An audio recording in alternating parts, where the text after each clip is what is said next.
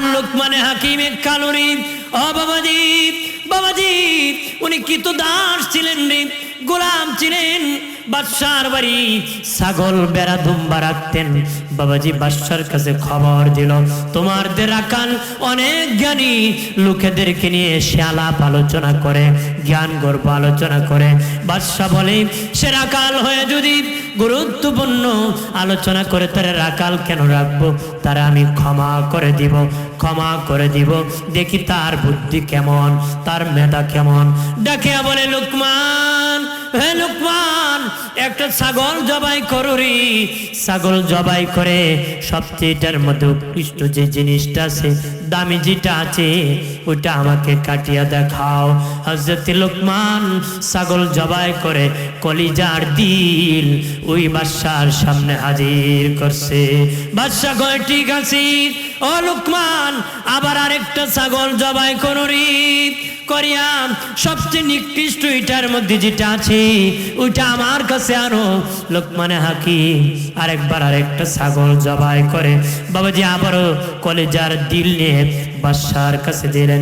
বাদশা বলেন, লোকেরা বলেছে, এ লোকমান, তুমি নাকি অনেক জ্ঞানী, কিন্তু আমি জ্ঞান পরীক্ষা করে দেখলাম তোমার কোনো জ্ঞান নাই। কারণ তুমি সেটা উৎকৃষ্ট বলেছি, তখনও কলেজার দিল দিয়েছ, নিকৃষ্ট বলেছি, তখনও তুমি আমাকে কলেজার দিল দিয়েছ। লোকমানে হাকিম বলেন, ওগো বাদশাহ, ও বাদশাহ, যার দিল ভালো, কলেজা ভালো, সে মানুষ ভালো। যার দিল কলেজা খারাপ, সেই লোকটা হলো সবচেয়ে বেশি খারাপ। তার মানে যে ব্যক্তি খারাপ, তার সবচেয়ে খারাপ হলো দিল। যেই লোকটা ভালো, তার সবচেয়ে ভালো হলো দিল। এই জন্য মানুষের দিলটাই ভালো হয়, দিলটাই খারাপ হয়, কলিজাইটি ভালো হয়, ওই কলিজাটাই খারাপ হয়। এই জন্য আমি বারবার দোনোটাই কলিজার দিল এনে দিয়েছি। বাদশা ডেকে বলে, ওগো লোকমান, তাহলে তোমার অনেক মেধা, যাও যাও, তোমাকে আজাদ করে দিলাম, আজাদ করে দিলাম। লোকমানে হাকিম আজাদ হয়ে যখন বাবা দিনের আলোচনা করেন, মানুষকে বাবা আল্লাহর দিকে হুকুম করেন, আল্লাহর দিকে হুকুম করেন। লোকেরা দলে দলে কাতারে কাতারি লোকমানে হাকিমের বয়ান শুনে শুনে হেদায়েত নিতেছে। ঠিক ওই মুহূর্তে একজন লোক দাঁড়ায়, লোকমানে হাকিম, আপনার নাম কি? উনি কয়, আমার নাম লোকমানে হাকিম। আপনার চেহারা দেখি মনে হইতেছে, শোনেন, আমি একজন ছাগলের রাখাল, আমি একজন ছাগলের রাখাল, আপনার নাম লোকমানে হাকিম। আমার সাথে একজন ছাগল রাখতো, লোকমানে হাকিম ছিল। এটা আপনি না আর কেউ? আমি চিন্তা করতেছি বলবো না বলবো, কারণ আমাদের সমাজে বাবা কেউ যদি আগে গরিব থাকে পরে ধনী হয়, তারা যদি আগের গরিবের কথা বলেন, তার মেজাজ তখন গরম হয়। ভাইরা আমার, খেয়াল করেন ভালো করে, অপ্রাণের বাবাজি। তখন ওই লোক বলে, আপনি কি ওই ছাগলের রাখাল নাকি? উনি বলে, হ্যাঁ, আমি সেই ছাগলের রাখাল, আমি ছাগলের রাখাল, আমি ছাগল রেখেছি। উনি বাবা আগের ইতিহাস ভুলে যান না, ইতিহাস ভুলে যান না। আমরা ভুলে যাই, এই জন্য আল্লাহর শুকরিয়া আদায় করতে পারি না। পূর্বের ইতিহাস যারা ভুলে যায়, তারা মালিকের শুকরিয়া আদায় করতে পারে না রে বাবাজি। খলিফাতুল মুসলিমিন, আমিরুল মুমিনিন হযরত ওমর ইবনুল খাত্তাব রাদিয়াল্লাহু তাআলা আনহু রাস্তা দিয়ে যেতেছেন বাবাজি, একটা মরুভূমির কাছে যায় উনি দাঁড়ায় গেলেন। লোকেরা বলল, আমিরুল মুমিনিন কেন গো দাঁড়ায় গেলেন? দেখেন ওনার চোখ থেকে পানি বেয়ে বেয়ে পড়তেছে। কেন গো আমিরুল মুমিনিন চোখ দিয়ে পানি পড়তেছে? আমার সঙ্গী সাথীরাম, দেখো রে, আমি যেই ময়দানে দাঁড়াইছি, আমি ওমর সেই ময়দানের রাখাল ছিলাম। উট রাখতাম, ভেড়া রাখতাম। বিকাল বেলা বাড়ি যখন ফিরতাম, মাথার মধ্যে উটের লেদা লেগে থাকতো। আমার বাবা বলতো, আমার বাবা, তোমার মাথায় কিভাবে উটের লেদা লেগে গেল রে, ই ময়লা লেগে গেল? বলতাম, আব্বা মরুভূমির মধ্যে রৌদ্র লাগে, কোনো গাছ নাই, ছায়ার জন্য উটের ছায়ার মধ্যে আমি শুয়ে থাকতাম। তখন উট আমার মাথার মধ্যে লেদায় দিত, সেনায় দিত। এইভাবে আমার বাবা বলতো, বড় হইলা আকল হলো না রে ওমর। তখন সাহাবীদের কি হযরত ওমর ডেকে বলেন, রে নবীর সাহাবীরা, আর এখন আল্লাহ আমাকে এত মেধা দিয়েছি আল্লাহর নবীর সান্নিধ্যে যাওয়ার কারণে, নবীজির দরবারে আমি ওমর যাওয়ার কারণে আমি এখন ছাগলের রাখাল না, বকরির রাখাল না, বেড়ার রাখাল না, দুম্বার রাখাল না, আমি খলিফাতুল মুসলিমিন, আমিরুল মুমিনিন, আমি ওমর অর্ধেক পৃথিবী শাসন করতেছি। তাহলে উনি ওনার ইতিহাস বলেছেন, বাদশাহ হয়ে বলছেন আমি ছিলাম রাখাল। মানে আমাদের জন্য এটা মানদণ্ড, এটা আমাদের জন্য দলিল, আমাদের জন্য অনুসরণীয়। উনি বুঝাইছে আগের ইতিহাস ভুললে চলবে না, ভুললে চোখে পানি আসতো না। কথা বলেন না, বললে আসতো। বহু লোক আছে, মহিলা আগে মনে করেন পর্দা করতো, এখন বিডি পর্দা করে না, আমার আগের কালা দিন আছে নাকি, এখন আমার লাল দিন। বেটি আগে গুমটুমটে যে চলতো, এখন লাল শাড়ি পরে উষা মুড়া জুতো পরে ঢেন ঢেন টেন টেন মারে, আছে কি না? আল্লাহর শুকরিয়া আদায় করে নাই, ইতিহাস ভুলে গেছে। এই জন্য বান্দা হতে পারবে। আমার প্রাণের বাবাজি খেয়াল করেন ভালো করে, লোকমানে হাকিম ডেকে বলেন, হ্যাঁ আমি সে রাখাল। তখন সে রাখাল ডেকে বলি, ওগো লোকমানে হাকিম, তুমি এত সম্মান বেড়েছে, এত ইজ্জত বেড়ে গিয়েছে তোমার, কিন্তু আমি এখনো ছাগলের রাখাল রয়ে গেলাম। এখনো আমার কোনো ইজ্জত বাড়ে নাই, আমার কোনো সম্মান বাড়ে নাই, কিন্তু তোমার এত ইজ্জত কেমনে বাড়লো? হযরতি লোকমানে হাকিম লোকমান আলাইহিস সালাম ডেকে বলেন, হে আমার বন্ধু রাখাল, শুনে নাও, তুমি যদি আমার মতন গুণ অর্জন করতে পারো, আমার মতন গুণ অর্জন করতে পারো, তোমাকে আল্লাহ ইজ্জত সম্মান বাড়ায় দিবি। আমরা ইজ্জত বাড়াইতে চাই কিনা? চাই কিনা? বেহেশতি হতে চাই কিনা? ইজ্জত বাড়বো মানে বেহেশতি হয়ে যাবে। সুবহানাল্লাহ। দুনিয়ার টাকাওয়ালা টাকা যত বাড়ে, টাকাওয়ালা টাকা যত বাড়ে রে, দুশ্মন তত বাড়ে, দুশ্মন তত বাড়ে। আগে বাবার টাকা ছিল না, সোনের ঘর ছিল, ঠান্ডা মাথায় পেট ভরে খাইছে, পিঠ ভরে ঘুমাইছে। এখন টাকা হয়ে গেছে, কেসি গেট লাগায় ছাদের ঘর বানায়, ঘুম হয় না রে। আগে গরুর গোস্ত 1 কেজি খেতে পারতো, এখন 1 পিস খেলে বাবা প্রেশার বেড়ে যায়। আগে 1 কেজি মিষ্টি খেতে পারতো, টাকা হওয়ার পরে একটা খেলে ডায়াবেটিস বাড়ামো, মুতামো মুতামো, পরে দুনিয়ার থেকে বিদায় করে নিব। এইভাবে বাবা গজব এসে যায় রে। বাবাজি টাকাওয়ালা টাকা যত বাড়েনি, দুশ্মন তত বাড়ে, টাকাওয়ালা টাকা যত বাড়ে, দুশ্মন তত বাড়ে।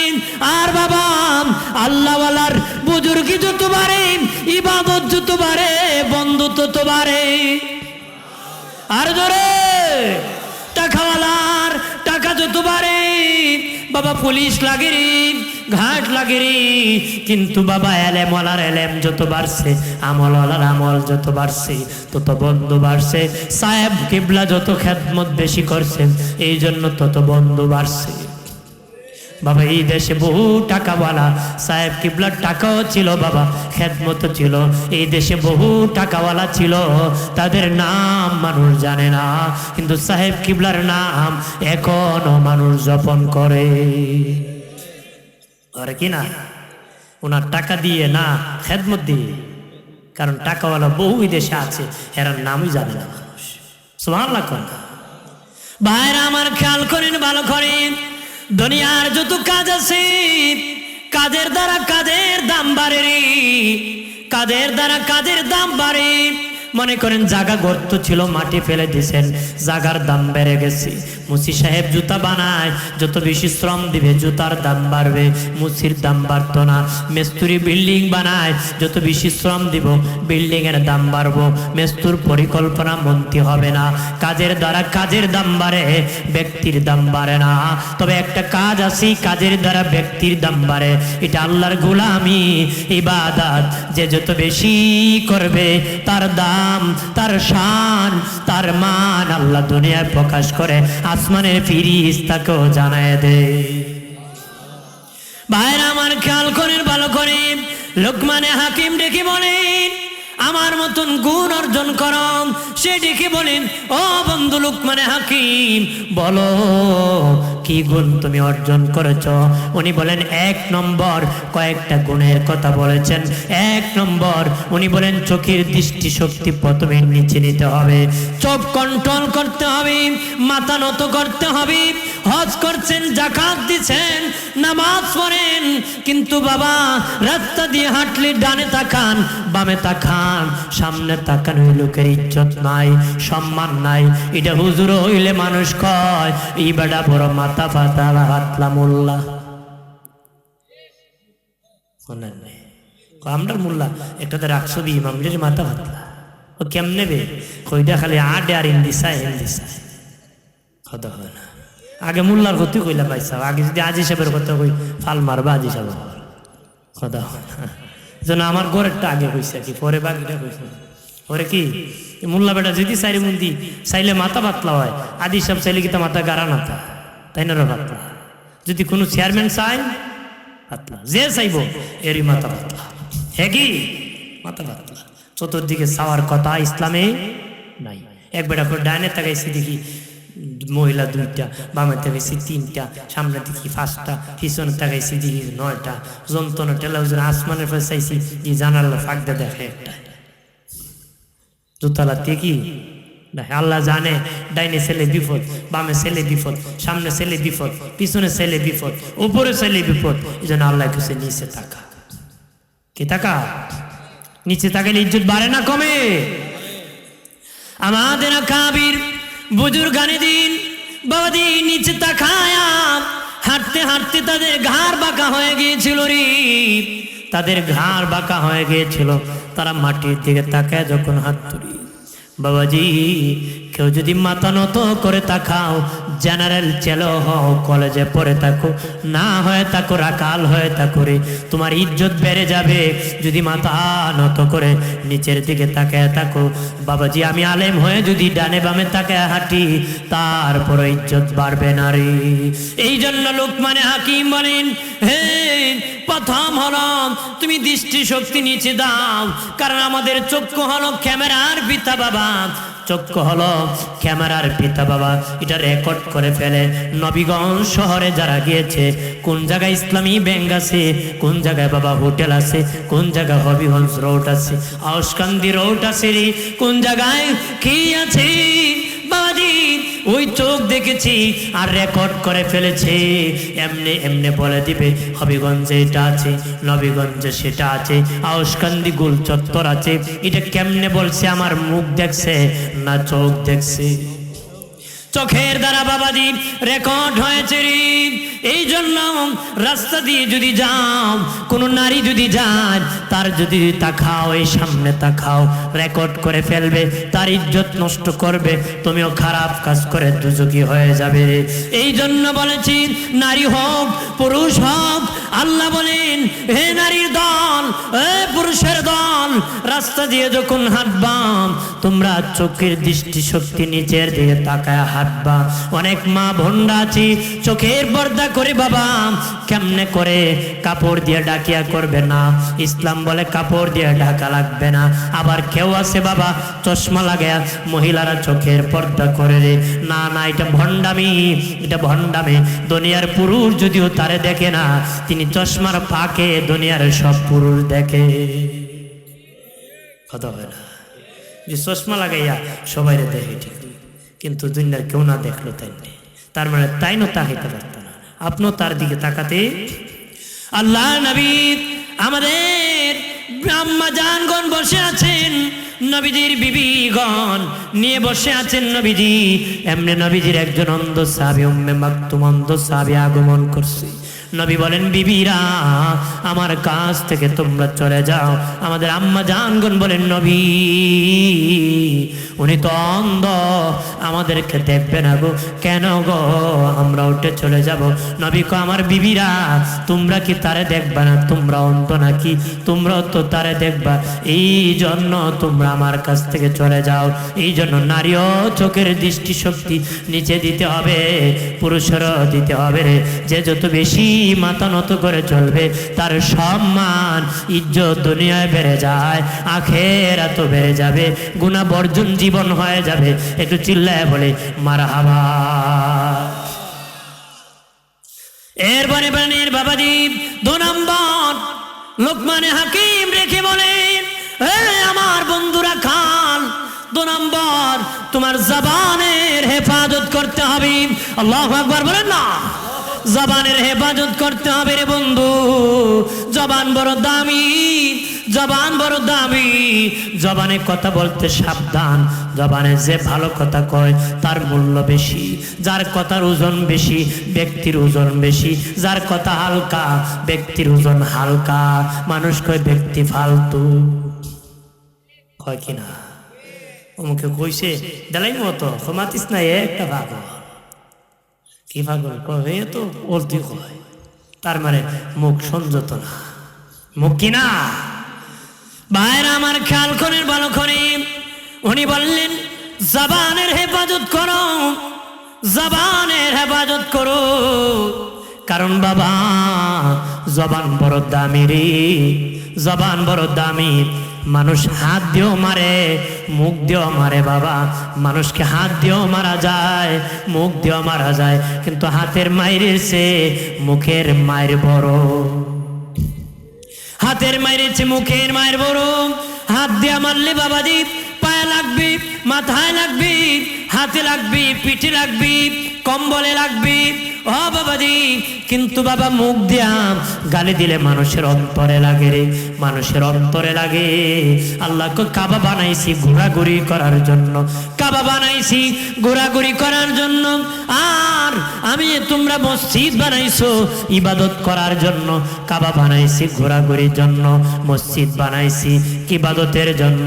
আর বান্দার দিল আমি আল্লাহ নিজ হাতে বানাইছি, আমি আল্লাহ নিজে তাকার জন্য। সুবহানাল্লাহর আওয়াজটা হয় না? ওয়াজ কি খারাপ লাগতেছে? আমি দরকারি কথা কইতেছি।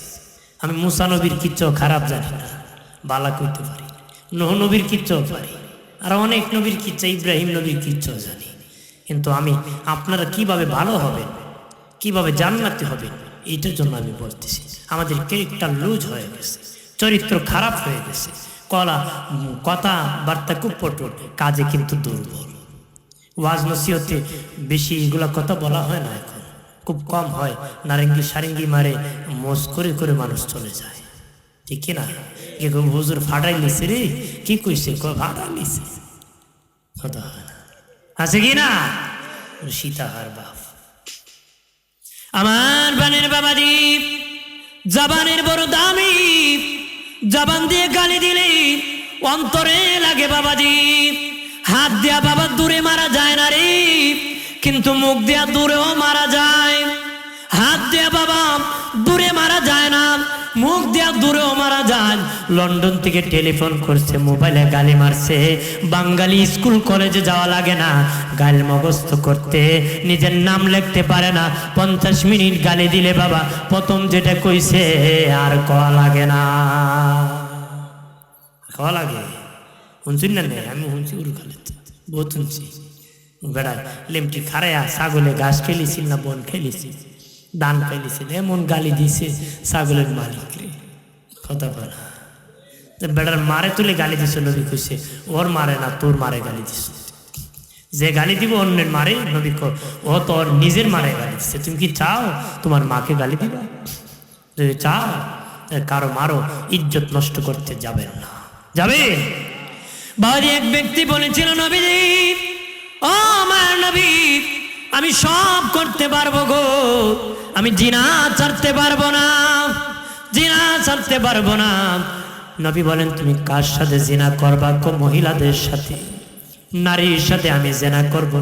নবী কয় তাহলে তুমি তোমার মায়ের সাথে কাউকে জেনা করতে দিবানি? কয় ইয়া রাসূলুল্লাহ না, আমি আমার মায়ের সাথে জেনা করতে দিব না। কেন রে হুজুর? আমার মার সাথে যদি অন্য লোক জেনা করে আমার প্র্যাকটিস লস হবে, ইজ্জত যাবে, সম্মান যাবে, এই জন্য দিব না। নবী কয় তোমার বোনের সাথে কোনো যুবককে জেনা করতে দিবানি? ইয়া রাসূলুল্লাহ না না, জেনা করতে দিব না, দিলে আমার ইজ্জত যাবে।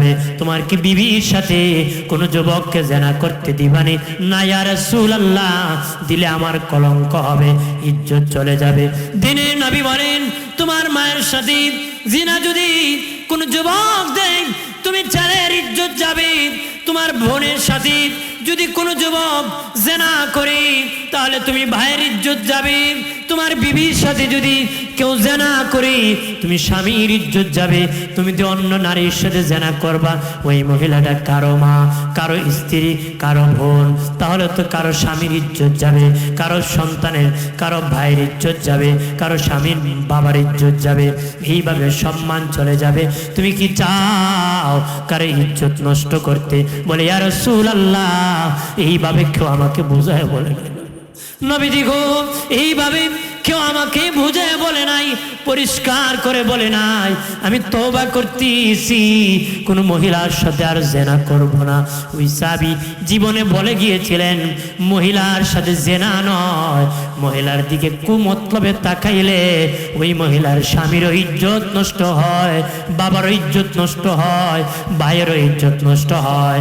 জেনা নয়, মহিলার দিকে কুমতলবে তাকাইল সম্মান নষ্ট হয়। ঠিক কিনা বলে? জবান বড় দামি ও বাবাজি, জবানের মায়ের বড় রি।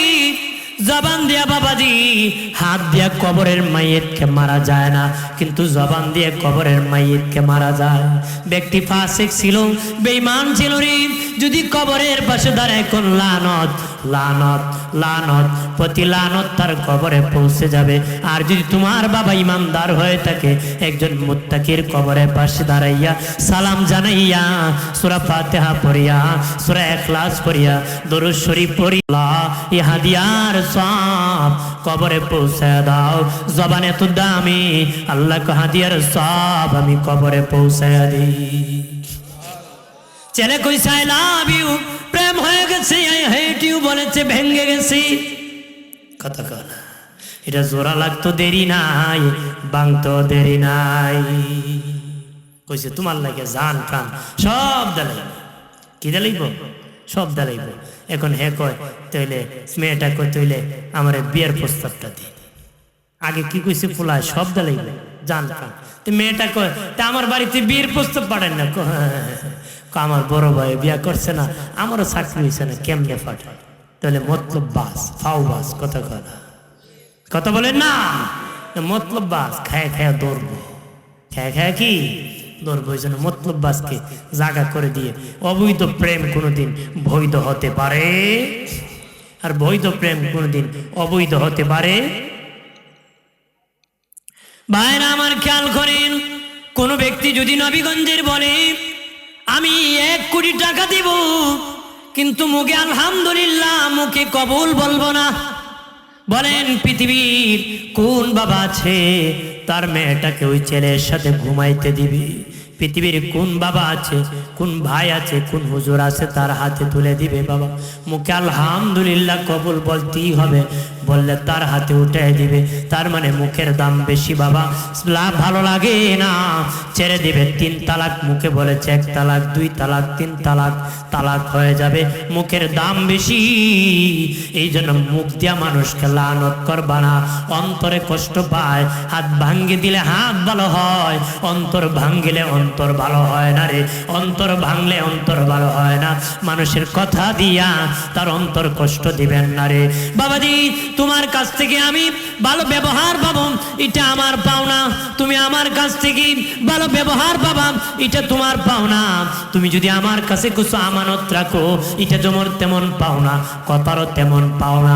আমানত যদি আমি খেয়ানত করি রে, হাসরের দিন হক মারার কাতারে দাঁড়াতে হবে। ঠিক কথাবার্তার আমানত, কথাবার্তার লেনদেনের আমানত যদি আমি খেয়ানত করি, হাসরের দিন বাবা হক মারার কাতারে দাঁড়াতে হবে। আল্লাহ বলবেন বল অযথা তার সাথে কেন খারাপ ব্যবহার করেছ, খারাপ ব্যবহার করেছ, জুলুম করেছ, এই জন্য হাত পাও কেটে দেওয়া হবে, জাহান্নামী বানায় দেওয়া হবে রে।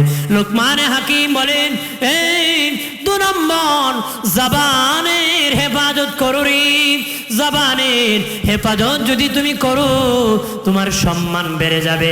আবু বকর সিদ্দিক রাদিয়াল্লাহু তাআলা আনহু, আল্লাহ নবী, নূরে নবী, দিনে নবী, হায়াতুন নবীর কাছে গিয়েছি। নবীজি প্রশ্ন করলেন, ওনার মুখ থেকে পাথর কানি বের করে আনলেন। দিনে নবী বলেন আবু বকর জিহ্বা থেকে পাথর কেন রাখলি? সিদ্দিক আকবর বলে নবীজি জিহ্বা বড় খারাপ, অযথা কথা বলতে চাই গো। নবী জিহ্বা অযথা কথা বলতে চায়, এই জন্য পাথর চাপা দিয়ে রাখছি যেন জিহ্বা অযথা কথা বলে না। সুবহানাল্লাহ। ভাইরা আমার খেয়াল করেন, ভালো করে। লোকমান হাকিম ডেকে বলেন 3 নম্বর লজ্জাস্থান হেফাজত করবারি, লজ্জাস্থান হেফাজত করবা। নবী বলেন মুখ আর লজ্জাস্থান ও 2টা জিনিস আমি রাসূলের কাছে যদি আমানত রাখতে পারো, জামানত রাখতে পারো, আমি রাসূলুল্লাহ ওয়াদা দিতেছি তোমাদেরকে জান্নাতে নেওয়ার জামিনদার আমি রাসূল হয়ে যাব, আমি রাসূল হয়ে যাব। 3 নম্বর লজ্জাস্থান হেফাজতের কথা বলেছি লোকমান হাকিম। 4 নম্বর বলেন ওয়াদা করলে রক্ষা করবারি, ওয়াদা খেলাপ করবা না, ওয়াদা করলে রক্ষা করবা। আজকে ওয়াদা করতে ইনশাল্লাহ বলে ঠিক, মুখে কয় জীবনও যাইতাম না, মুখে আর অন্তরে মিল নাই। ওয়াদা করলে খেলাপ করা হলো মুনাফিকের স্বভাব। মুনাফিকরাই মুখে আর অন্তরে মিল থাকে না। মুনাফিকরা কথা বললে মিথ্যা বলে, ওয়াদা করলে খেলাপ করে, আমানত রাখলে খেয়ানত করে। মুনাফিকরা কথা বললে মিথ্যা বলে, ওয়াদা করলে খেলাপ করে, আমানত রাখলে খেয়ানত করে। ইমাম মুসলিম রহমতুল্লাহ আলাইহি 2টা বাড়ায় কোন, আরো 2টা বাড়ায় কোন, যদিও নামাজ পড়ে রোজা রাখে তারপর মুনাফিক। তারপরে কি মুনাফিক, যদিও নামাজ পড়ে রোজা রাখে হের বড় মুনাফিক। মুনাফিকের আরো খাসলত আছে, যেটার মধ্যে যত বেশি খাসলত খারাপ এটা অত বড় মুনাফিক। অত বড় কি 7টা স্বভাব আছে, 7টা যার আছে একবারে হল তার ফার্স্ট ক্লাস মুনাফিক। ফার্স্ট ক্লাস বুঝছিস দূরে কর, দুযোগে যাওয়ার প্রথম ফ্লাইট, দুযোগে যাওয়ার কি প্রথম ফ্লাইট। কারণ মুনাফিকরা সবার নিচে থাকে, কাফিরেরও নিচে কি থাকবে, এই জন্য এর ফার্স্ট ক্লাস ফ্লাইট বেরোব। কে দইব? আমার প্রাণের বাবাজি খেয়াল করেন, ভালো করে। বলতেছেন ওয়াদা করলে রক্ষা করবারি, এরপরে বলতেছেন আমানত রাখলে রক্ষা করবারি। বলিও না কোন দিন দিলাম আমি জানি না, এরকম বলবা না। লোকমান হাকিম বলেন মেহমানের কদর করবা, মেহমানের ইজ্জত করবা, মেহমানের ইজ্জত করবা। আজকে মেহমান আসলে বিদায় দিয়ে দেয়, কদর করে না। 1 শ্রেণীর মা বোন আছি, 1 শ্রেণীর মেহমান দেখলে খুশি হয়, আরেক শ্রেণীর মেহমান দেখলে বেজার হয়। নিজের বাবার বাড়ি মেহমান আসলে খুশি হয়, স্বামীর বাড়ি মেহমান আসলে গাল ফুলায়া বেজার হয়ে যায়। আছে কি না? নিজের বাড়ি মেহমান আসলে কি খাবি, কি করবি, আনন্দে ভরে যায়। স্বামীর বাড়ি মেহমান আসলে বাবা ঘর দর ভেঙে ফেলে, চুলা পর্যন্ত বাংলায় ফেলে। কথা হয় না, ভাঙ্গিছে এখানে ভেঙে আগুন করতে হতো না, হতে হয় না। আছে কি না? ওই এক জায়গায় তার বাবা মারা গেছে, শুধু মা আছে, একটা বিয়ে করছে। কি করছে? তো মেয়েরও বাবা নাই, খালি মা আছে, ভাই নাই। তো তার মাটা তাকে তার নিজের বাড়ি, কার বাড়ি? অর্থাৎ ছেলের জামাইয়ের বাড়িতে শ্বশুরি তাকে। তে বৌমা খালি কয় না তোমার মারে খাওয়ানো যেত না, বুড়ো হইছে, অযথা টাকা খরচ করতেছ, অযথা কি খরচ করতেছ। পুলো অবাধ্য হয়ে গেছে, চলে একদিন মারে নদীর ওই পার ফালাই দিই, নদীর পার কি ফালাই দিই। তে রাত্রে যখন মা ঘুমাইছে, খাটের দিন কাপড় চোপড় আছে না, লেপ তুষক সহ এইভাবে উঠেয়া নৌকাতে উঠে ওই পারে জঙ্গলে ফেলে দিছে। আসার সময় টাটা বিজলি মারছে। কি মারছে? মা দেখে ঘুম যখন ভাঙছে, টাটা দিতেছে, ছেলে আর ছেলের বউ হাইটা যাইতেছে। মা তখন আল্লাহ, এই টাটার মধ্যে আমার ছেলেটা যাইতেছে, তুমি টাটা দিয়ে আমার ছেলেরে মাইরো না। কন্যা সুবহানাল্লাহ। আর ছেলে মারার জন্য ফালাই দিছে মারে। আর মা দোয়া করে কি, আমার ছেলেটার মাইরো না। মার ছেলের মহব্বতের পার্থক্য। ছেলেটার অন্তরে কিছু দাগ লাগছে। কি লাগছে? যে আমার মা আমি ফেলে দিছি জেনেছে, তারপরে দোয়া করে যে আমার ছেলেটা টাটা ফেলায় মারে। তার অন্তরে যখন লাগছে, আবার ভ্যাক করে স্ত্রী ঘরে যাওয়ার পরে নিজের মারে আবার ঘরে আনছে। তো স্ত্রী কইতেছে আমি ফেলে দিয়েছিলাম, তুমি আনলা আবার। হ্যাঁ, হুঙ্কার দিতেছে, আরেকদিন মারে ফেলাইতে। কি ফেলাই? তে মার সাথে যুক্তি করছে, মা তুমি আজকে আমার শাশুড়ির বিছনা ঘুমাই থাকবা। কার বিছনা? শাশুড়ির বিছনা। মা কি করছে? শাশুড়ির বিছনা ঘুমাই দিচ্ছে। শাশুড়ি কি করছে? দিশমিশ না পাইয়া ওই হের মার বিছনা ঘুমাই দিচ্ছে। রাতের বেলা যখন ফালাইতো ওই মার বিছনা যাইব না, ফুলার বউ গেছে, আর ফুলা তো যাই নিয়ে গেছে। যাই না এই ফুটলা নিয়া নদীর এই পারে ফালাই দিচ্ছে। নদীর পারে কি ফালাই যখন নৌকার বইটা বায়, নিজে বউ খুশি ছুটে হের বই বইটা বার কয়, রঙের বইটা বাইয়া যায়, স্বামীর মারে ফালাইয়া যায়। কি কয়? বইটা বার কি কয়? রঙের বইটা বাইয়া যায়, স্বামীর মারে ফালাই যায়। হেও একটা গান গায়ে কয়, বাড়ির গা দেখ খারমা আছে খারমা নাই। কথা হয় না? একই কয় বলে, বাড়ির গা দেখ খারমা আছে খারমা নাই। এই জন্য বাবা কবরে গেলে বুঝা দিব কার ইমান আছে কার ইমান নাই। দুনিয়ায় তো শক্তি ইমানদার দাবিদার, আমার ইমান বড় ডা।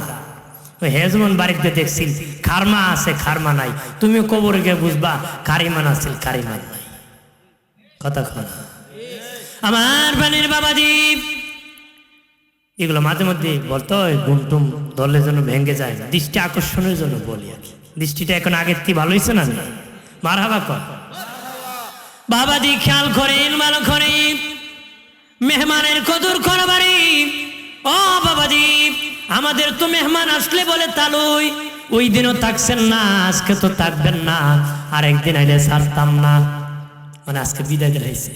আজকে কি তাহলে মনে মনে কয় 3 দিন তো মেহমানদারি করা সুন্নত, আমি পাঞ্জাবির লঙ্গি নিয়ে আসলাম, তাহলে বিদায় দিল, টাকার সুযোগ নাই, কান্দে আর ব্যয় ব্যয় বাড়ি দিকে যায়। মেহমানদারি 3 দিন করা সুন্নত, মেহমানদারি 3 দিন করা সুন্নত বাবাজি। তবে রে বাবা, মেহমানদারি সুন্নত আদায় করতে আবার দেখো কারো পাখের ঘরে নিয়ে কেমন গোটায় দাও, থাকতে যে খবর নিবা তোমার ব্যয় কি তোমারে খাওয়াইতে পারবো কিনা, তার ক্ষতি হবে কিনা, তার অশান্তি হবে কিনা, এই খবর আগে রাখতে হবে, তারপরে এই সুন্নত আদায় করতে হবে রে প্রাণের বন্ধুরা রে। মেহমানের কদর করা সব নবীর সুন্নত, সব নবীর সুন্নত। ইব্রাহিম নবী বাবা কয়েকদিন হয়ে যায় মেহমান পান না, মেহমান নিয়ে খাবেন, মেহমান নিয়ে খাবেন। 3 দিন উপবাস, মেহমানও আসে না, উনিও খান না, অপেক্ষা করতেছে। আল্লাহ বলেন, এ জিবরাইল, ও জিবরাইল, যাও যাও, এই কিছু গোষ্ঠীকে তুমি ধ্বংস করবারে, কওমে লুতকে তুমি ধ্বংস করতে যাবা, যাওয়ার আগে তোমরা আমার ইব্রাহিমকে খাওয়ায়া যাও। সুবহানাল্লাহ। 12 জন ফেরেশতা ইব্রাহিম নবীর কাছে মানুষের সুরতে আসছে। বিবি সারা, আম্মাজান সারা বাবাজি খাবার দিয়েছেন। ইব্রাহিম নবী 3 দিন ধরে খান না, খাবার পাওয়া মাত্র একটু দ্রুত খাওয়া শুরু করছেন। ফেরেশতা তো খায় না বাবা, খাবার সামনে নিয়ে বসে আছি। ওনার ভিতর থেকে ওনার বিবি সারা ডেকে বলেন, ও আমার স্বামী, আপনারই খাবার খেতেছেন, মেহমান দেখি খায় না। ইব্রাহিম নবী তাকে দেখে, মেহমান বসে আছে, লবণ বেশি হয়েছে নাকি, ও মেহমান খাবার খারাপ হইছে নাকি? তারা যখন মেহমান খাই না, ইব্রাহিম নবী একটু অসুস্থ বোধ করতেছেন, অশান্তি বোধ করতেছেন, কোন কারণে খাও না? তখন জিবরিল আমিন বলে, ওগো ইব্রাহিম খলিলুল্লাহ, চিন্তিত হবেন না, আমরা খাবো না, আমরা খাই না, আমরা ফিরিস্তা। আপনি 3 দিন ধরে মেহমান অপেক্ষা করেন, মেহমান ছাড়া খান না। আমার আল্লাহ কয়, জিবরিল লুত কওমে লুতকে ধ্বংস করবা, যাওয়ার সময় আমার ইব্রাহিম রে খাওয়ায় যায়। লুত আলাইহিস সালাম বাবাজি, ও বাবা মেহমান ছাড়া খান না রে। আল্লাহ বলেন, হে জিবরাইল যাও যাও রে, আমার পয়গম্বরে খাওয়ায় দাও। কয়েকজন ফিরিস্তা যাও। লূত নবী ছিলেন আল্লাহর পয়গম্বর, ওনার বিবি ছিল কাফের বেঈমান জাহান্নামী, বিবি আসিয়া ছিলেন জান্নাতি, তার স্বামী ফেরাউন ছিল কাফের জাহান্নামী। লূত নবীর বাড়িতে ফিরিস্তা যখন এসেছে বাবাজি, জওয়ান যুবকের সুরত ধরি, এমনি বাবা লূত নবীর বিবি যাইয়া গুন্ডাদেরকে খবর দিছে, কবে লূতরা বাবাজি জেনা বাবাজি বেবিচার করতো, ওইটা বাবা পুরুষ পুরুষ যে খারাপ কাজ ওই কাজ করতো রে। তখন লূত নবীর বিবি ওই লূতদেরকে, কমে লূতের গন্ডা বাহিনীদেরকে বলে দিল, আমার স্বামীর কাছে লূতের কাছে সুন্দর সুন্দর যুবক আসছে, তোমরা ধরে ধরে নিয়ে যাও। গন্ডা বাহিনী এসেছে, ওই যুবকদেরকে নিয়ে যাবে, তারা তো ফিরিস্তা। তবে বাবা লূত নবী জানেন না, লূত নবী দেখলেন তারা নিয়ে যাবে। এমনি লূত নবী ডেকে বলেন, এ বাহিনী, আমার ঘরের যুবতী মেয়ে আছে রে, তোদের কাছে আমার মেয়ে বিয়ে দিয়ে দিব, তবে খবরদার আমার মেহমানের ইজ্জত নষ্ট করবা না, মেহমানের ইজ্জত নষ্ট করবা না, আমার মেহমানের সম্মান রক্ষা করো রে। ওই গুন্ডা বাহিনীরা মানে নাই। সবচেয়ে সুন্দর ছিল ইসমাইল নামক ফিরিস্তা, তার সামনে বাবা এগিয়ে গেছি, এমনি উনি ভয় পেতেছেন। এই মুহূর্তে উনি ফিরিস্তা শাহাদাত আঙ্গুল কানা বড় গুন্ডার চেহারার মধ্যে লাগাইছে, গুন্ডা খাডের মটকা হয়ে গেছে, দেবতা হয়ে দাঁড়িয়ে গেছে। বাকি গুন্ডা বাহিনী বাগিয়া চলে গেছে, আর কলাডি সুডানি আসতেছি গো। লূত নবী ভয় পেয়ে গেলেন, তারা যদি আমার মেহমানের প্রতি আক্রমণ করে। জিবরিল আমিন বলে, নবী চিন্তিত হবেন না, আমরা মানুষ না, আমরা ফিরিস্তা, তাদের ক্ষমতা নাই, তারা আমার প্রতি আক্রমণ করবে। তারপরে ওটাকে আবার ভালো করে দিলেন, বাকি সবাই ক্ষমা চেলো, যেটাকে খাট বানাই দিছেন, আবার ইশারা দিয়ে ফিরিস্তা ভালো করে দিছে, আগের মতন বানাই দিছে। বন্ধুরি খেয়াল করেন, ভালো করেন, মেহমানের কদর করবাম, মেহমানের সম্মান করবারি বাবাজি, সব নবীর সুন্নাত মেহমানদারি করানো। এরপরে লোকমানে হাকিম ডেকে বলেন, এমন কথা বলবা না, এমন কাজ করবা না যে কাজে কোনো উপকার আসে না, যেই কথার কোনো উপকার আসে না, এমন কথা বলবা না, এমন কাজ করবা না যেই কাজ মিজানের পাল্লায় নেকি হবে না রে, নেকি হবে না। ওই কথা বলবা যেই কথা মিজানের পাল্লায় নেকি হবে, ওই কাজ করবা যেই কাজ মিজানের পাল্লা নেকির পাল্লা বাড়ি করে দিবি। আর জোরে এই জন্য বলে দেয় বাবাজি, কথা ওইটা বলবো যে কথা বাবা নেকি হয়, কাজ ওইটা করব যে কাজ আমার নেকি হয়। এই জন্য আমরা যেন আমাদের জায়গায় বাবা কাজ কর্ম যেন এইভাবে নবী যেই পথে দেখাইছে সেই পথে যেন আমরা হাঁটতে থাকি রে, চলতে থাকি। প্রাণের বাবাজি খেয়াল করেন ভালোভাবে বাবাজি, আমাদের গুণ অর্জন করতে হবে মানুষের জীবনে। কুস্বভাব আছে রে, সুস্বভাব আছে, 10টা সুস্বভাব আছে, 10টা কুস্বভাব আছে। সুস্বভাব হলো বাবা ভালো কাজ, কুস্বভাব হলো মন্দ কাজ। জমিনে ধান রোপণ করলে আগাছা হয়, ধানও হয় বাবা।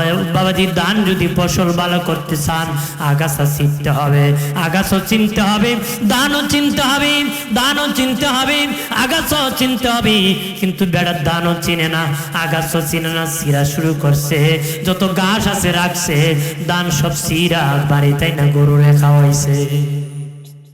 কথা হবে না, জ্যৈষ্ঠ মাসও বৈশাখ মাসও ধান পাইব নি, গোড়ার ডিম খাইত। কি পাইব? একবেলা গেছিল বাজারের ডিম খাইতো। কি খাইতো? গিয়া কয় ভাই ডিম কয় জাত আছে? এবারে কয় 3 জাত, হাঁসের ডিম, মুরগির ডিম, গোড়ার ডিম। জীবনে গুড়ার ডিম খাইছি না, আজকে না খেয়ে যাইতাম না। কত কুম্বালা গুড়ার ডিম, সব শেষে গুড়ার ডিম। তে মুরগির ডিম শেষ, হাঁসের ডিম শেষ, বেড়া খাসা আড়ে জাগা বাড়ি। কো ভাই আমার গুড়ার ডিম কই? কইটি গুড়ার ডিম, যাওগা বাড়ি। যাওগা কি বাড়ি? গোড়ার ডিম মানে শূন্য, গোড়ার ডিম মানে কি? এই জন্য আগাছও চিনতে হবে, দানও চিনতে, নাকি? না চিনলে দান পাওয়া যাইব? ঠিক প্রাণের বাবাজি, আমাদের জীবনে সুস্বভাব কুস্বভাব চিনতে হবে, আর খারাপ স্বভাব বাবা সিরিয়া বাবা উঠায়া ফেলে দিতে হবে, সুস্বভাবকে জায়গা করে দিতে হবে। লোকমানে হাকিম বলেন, এইভাবে যদি রাখাল বন্ধু তুমি যদি ভালো সুস্বভাব গ্রহণ করতে পারো, আমার আল্লাহ তোমার ইজ্জত সম্মান আমার মতন বাড়ায় দিবি। লোকমানে হাকিম তার ছেলেকে ওসিয়ত করেছিলেন, বাবা বাবা হইয়া ছেলেকে ওসিয়ত করবেন, এটা আল্লাহর পছন্দ। লোকমানে হাকিম তার ছেলেকে বলেছিলেন, আব্বারে বাবা 1 নম্বর খবরদার শিরিক করবা না, শিরিক করবা না। নবী বলেছেন, উম্মত আমি গুনাহ ভয় পাই না, তবে শিরিক বড় ভয় পাই। উম্মত রে, শিরিক বড় ভয় পাই। তুমি যদি শিরিক না থাকি আর আমার উম্মতের খাতায় নাম থাকে কবিরা গুনাহগার হলো, আমি সুপারিশ করে জান্নাতে পৌঁছায়া দিব। সাল্লাল্লাহু আলা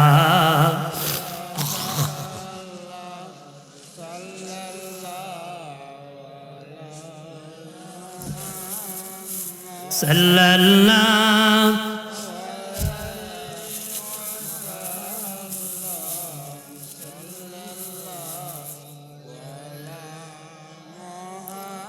আমলনামায় দুরুদ শরীফ বেশি যার, হাসরের দিন সুপারিশ আগে তার। সাল্লাল্লাহ। সামনে আরো মজার কথা আছে, শুনে মহব্বতে বলে সাল্লাল্লাহ।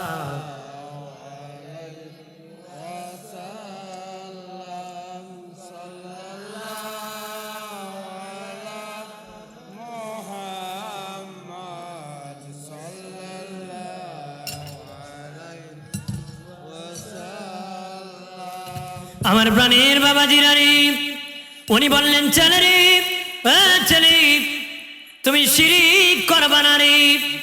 বহু ওসিয়ত আছে, এর মধ্যে আরেকটা ওসিয়ত হলো, বলেছেন বাবা ধৈর্য ধারণ করবা, ধৈর্য ধারণ করবা, সবুর করবা, ধৈর্য ধারণ করবা। ধৈর্য এমন একটা ইবাদত যার মধ্যে ধৈর্য আছে, সে হাসরের দিন বিনা হিসাবে জান্নাতে যাবে।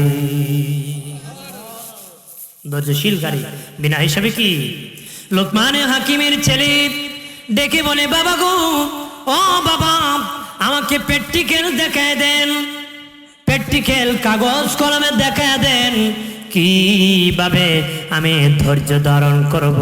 উনি বললেন, বাবা হইয়া ছেলেকে দেখানো বড় কঠিন, চলো অমুক এলাকায় একজন নবী আছে, ওনার কাছে তোমাকে প্র্যাকটিক্যাল শিখাবো। যেমনি বাবা মাস্টার আছে ঠিক, নিজে পড়াইতে সন্তানকে পারে না, হাজার হাজার ছাত্র পড়ায়, নিজের বাচ্চা পড়ানোর জন্য আর একজন সাল লাগে। লোকমানে হাকিম লোকমান আলাইহিস সালাম ডেকে বলেন, এ বাবা চলো রে, ওই এলাকা যাব, একজন নবী আছে, তার দরবারে তোমাকে প্র্যাকটিক্যাল আমি বাবা দেখাবো। আল্লাহু আকবার বলে না। লোকমানে হাকিম তার ছেলেকে, হাকিম লোকমান আলাইহিস সালাম তার ছেলে লইয়া বাবা মরুভূমির রাস্তা রওনা হলেন। মধ্যখানে গিয়েছেন, মধ্য জায়গায়, মধ্য যাওয়ার পরে মরা জানোয়ারের হাড্ডি লাগিয়া, মরা জানোয়ারের হাড্ডি পায়ের মধ্যে লাগিয়া পা ছিদ্রি হয়ে গেছে, রক্ত যাওয়া শুরু হয়েছে, রক্ত বাবা রক্ত যাওয়া শুরু হয়েছে। এখানে কোনো ডাক্তার নাই, কবিরাজ এটা বন্ধ করে দিবে। হাকিম লোকমান আলাইহিস সালাম এত হিকমত আল্লাহ তার মধ্যে দিয়েছে বাবা, উনি কাপড় দিয়ে বাবা ওই কাঁটাকে বেঁধে দিয়েছেন। কিন্তু বাবা এমন কাটা হয়েছে ছেলে আর হাঁটতে পারে না, আবার বেশি বড় না, আবার এত বেশি ছোট না, কুলে করে নিবে, কুলে করে নেওয়ার মতো না, পা কেটে গেছে রে, হাঁটতে পারে না। একটা তাবু টাঙ্গালেন, তাবু টাঙ্গে ভাবলেন পা কমে গেলে তারপরে ছেলেকে নিয়ে যাব আমার নই নবীর দরবারে। কিন্তু বাবাজি 2 দিন 3 দিন হয়ে যায়, পা ভালো হয় না রে, পা পছন্দ ধরেছে, পাটা পছন্দ ধরেছে, আরো পচে যাইতেছি। দেখে ছেলে বাবাজি বাবার সামনে ছেলের পা পচে যাইতেছি, এমনি হাকিম লোকমান আলাইহিস সালাম তাবুর মধ্যে সেজদায় পড়ে গেছে, তাবুর মধ্যে সেজদায় পড়ে গেছে রে, সেজদায় পড়ে আল্লাহ আমার সামনে আমার ছেলেটা দুঃখে দুঃখে মরে যাইতেছে, তার পা পচে যাইতেছে গো আল্লাহ, আমি বাবা হইয়া ছেলেকে কোনো উপকার করতে পারি না। পৃথিবীর কোন বাবা আছে রে ছেলেকে আদর করবে না? কোনো বাবা নাই, সব বাবার ওই ছেলেকে আদর করবে। বাবা চায় ছেলে যেন খায়, ছেলে যেন বেঁচে থাকে গো। ইমাম হুসাইন কারবালার মাঠে যখন বাবাজি ওই ছোট্ট সন্তান, ইমাম ছোট্ট সন্তান আলী আসগরকে পানি যখন খাওয়াইতে পারছিলেন না, যখন শহীদ হয়ে গিয়েছিলেন, বিবির কাছে আসিয়া বলেছিলেন, বিবি বিবি আমি বাবা হইয়া সন্তানের জন্য একটু পানির ব্যবস্থা করতে পারি, আমি বাবা হইয়া রে আমার ছেলের জন্য একটু পানির ব্যবস্থা করতে পারি নাই, আমি বাবা হইয়া ছেলের জন্য একটু পানির ব্যবস্থা করতে পারি। এমন অন্তরে কষ্ট লেগেছিল রে, আমাদের জন্য পানি বানাইলো আর আমরা এই পানি পাইলাম না রে। বাবাজি হাকিম লোকমান আলাইহিস সালাম বলেন, আল্লাহ গো ও মালিক, আমার সামনে আমার ছেলেটা পা পচে যাইতেছে। এমনি দেখেন বাবা কান্না করতে করতে ওনার হুজরাটা আলোকিত হয়ে গেছে। একটা লোক এসে গেছে আর হাকিম লোকমান আলাইহিস সালামের ছেলের কাছে আসিয়া লোকটা বলতেছে, তুমি কেমন আছো? ছেলেটাকে আলহামদুলিল্লাহ আল্লাহ ভালো রাখছে। ধৈর্য বুঝছেন না আপনার? জোর হইলে যে এমজি কে চাচা কেমন আছো, যখন মস্কারি করলে আমার দেখোস না আমাদের জোর উঠছে, হদা হয় না, আছে কি না? কিন্তু পারলে পড়তো আলহামদুলিল্লাহ, শুক্রিয়া আদায় হতো, আল্লাহ সুস্থ করতো। দেখছিস না কহেরি আমার মস্কারি করে, ও টেক হয়েছে তো, হদা হয় না, আছে কি না? নাচতে না পারলে উডা। বাইরে আমার খেয়াল করেন ভালো করে, হাকিম লোকমান আলাইহিস সালামের ছেলে ডেকে বলে আলহামদুলিল্লাহ। লোকটা বলতেছে, তোমার পা কি বাবা? বলে, দেখেন না রাস্তা আসতে মরা জানোয়ারের হাড্ডি লেগে ছিদ্রি হয়ে গিয়েছিল, পছন্দ ধরেছে, আল্লাহ সারিয়া দিবে, ভালো করে দিবে, অপেক্ষায় আছি। আমার চিনছনি? আমি হলাম জিবরিল আলাইহিস সালাম। এ হাকিম লোকমানের ছেলে, আমি হলাম জিবরিল। এমনি পার মধ্যে হাত বুলাই দিছে বাবাজি, তার পাটা ভালো হয়ে গেছে। জিবরিল আমিন বলে, হাকিম লোকমান কেন গো আল্লাহ তোমাদেরকে ছোট্ট পরীক্ষাটা দিছি? এই ছোট্ট পরীক্ষা কেন দিছে জানো নি? ওরে নবীগঞ্জের আইনগার মানুষ, নবীগঞ্জের চান্দপুরের মানুষ, ভালো করে শুনে নাও, ভালো করে শুনে নাও। কেন লোকমানে হাকিমকে বলতেছে, জিবরিল আমিন কেন তোমাদেরকে ছোট্ট বিপদটা দিয়েছি? তোমার আমার জীবনে ছোট্টখাটো বিপদ আসে, সবর থাকতে হবে, ধৈর্য ধারণ করতে পারে। আরেক লোক বাবা আল্লাহকে গালি দেয়, সে দান রৌদ্র দিলে বেশি রোদ হতে পারে, তুমি মালিকের গোলামি করো, বৃষ্টি এসে তোমার ধান ভিজিয়ে দিতে পারে। এটা তোমার জীবনের ইমানের ধৈর্যের পরীক্ষা। ধৈর্য আর সবুরের বাবা ব্যাখ্যা করতে ইমাম বুখারী রাহমাতুল্লাহ আলাইহি সবরে জামিলের ব্যাখ্যা লিখতে বাবা 2.5 পৃষ্ঠা পর্যন্ত লিখেছেন উনি, 2.5 পৃষ্ঠা লিখেছেন। ও বাবাজি, সবরে জামিল, ধৈর্য সবর এমন একটা জিনিস, কেউ যদি কারো আক্রমণ করে, কোনো যন্ত্রণা দেই বাবাজি, চোখে পানি আসতে পারে, মুখে আওয়াজ হতে পারবে না। আল্লাহর কাছে বলতে পারো, মানুষের কাছে বলতে পারো না। আমরার বাবাজি বাড়ার গালিও দেয়, আরেকজনের কাছে বিচারও দেয়, হাও মাও করে, কান্নাও করে, আবার আল্লাহ তুমি দেখো, আছে কিনা? মামলা করবো, আবার 14 শিখের বাদ খাও। সবরে জামিল, ধৈর্য এটা না। ধৈর্য কি? এটা না, ওইটা ওই রকমই ধৈর্য। ওদের বেটা টাকা পতো হারাই লিছে, পরে খুঁজছে ফায়না আল্লাহ রাস্তে জ্বলিছে।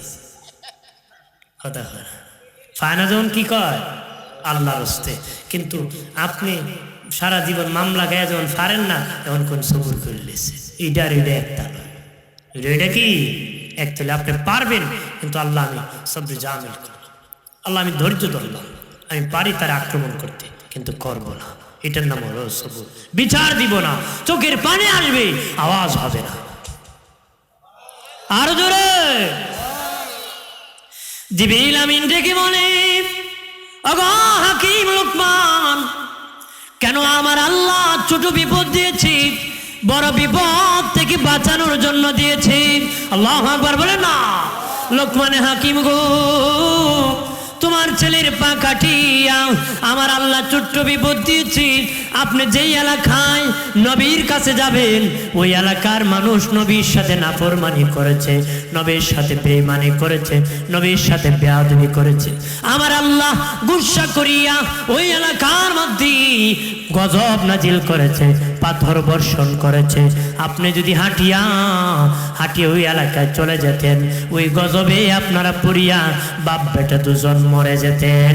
আমার আল্লাহ ছেলের পা সিদ্ধি করিয়া ছোট্ট বিপদ দিয়ে বাপ বেটার জীবন রক্ষা করেছে, ছোট্ট বিপদ দিয়া বড় বিপদ থেকে আল্লাহ বাঁচাইছে। মুসলমানের জীবনের ইমানি পরীক্ষা, জ্বর হতে পারে, সর্দি হতে পারে, কাশি হতে পারে, বড় কঠিন বিমার হতে পারে।